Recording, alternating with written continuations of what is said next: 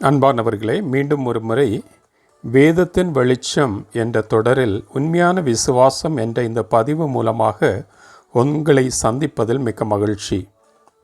ஆதியாகமம் 15:6 ஆபிரகாம் தேவனை விசுவாசித்தார் என்றும் அது அவருக்கு நீதியாக கருதப்பட்டது என்றும் வாசிக்கிறோம்.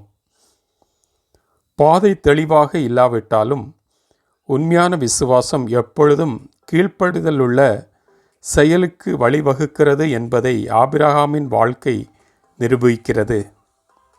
தேவன் ஆபிரகாமை தனது தாயகத்தையும் குடும்பத்தையும் விட்டு வெளியேற அழைத்தபோது அவர் உடனடியாக கீழ்ப்படிந்தார் என்று ஆதியாகமம் 12:1 நமக்கு சொல்லுகிறது.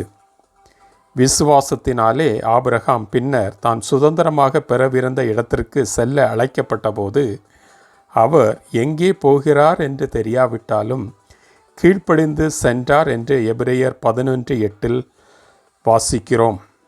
சாத்தியமற்றதாக தோன்றிய போதும் கூட ஆபிரகாம் தேவனின் வாக்குத்தத்தங்களில் அசைக்க முடியாத நம்பிக்கை வைத்திருந்தார் என்பதை அவரின் வாழ்க்கை குறிப்பிடுகிறது. ஆபிரகாமும் சாராவும் குழந்தை இல்லாதவர்களாகவும் குழந்தை பெறும் வயதை கடந்தவர்களாகவும் இருந்த போதிலும் ஆபிரகாம் பல தேசங்களுக்கு தந்தையாக மாறுவார் என்ற தேவனின் வாக்குத்தத்தத்தை நம்பினார். வாக்குத்தத்தத்தின் மகனான ஈசாக்கை பலியிடும்படி தேவன் ஆபிரகாமிடம் கேட்ட பொழுது ஆபிரகாமின் விசுவாசம் பெரிய அளவில் சோதிக்கப்பட்டது. தேவைப்பட்டால் தேவன் ஈசாக்கை மரித்தோரிலிருந்து எழுப்ப முடியும் என்று நம்பி மிக கடினமான சோதனையிலும் ஆபிரகாம் தாமதமின்றி தேவனுக்கு கீழ்ப்படிந்தார் என்பதை எபிரேயர் 11:17-19 நமக்கு தெரியப்படுத்துகிறது.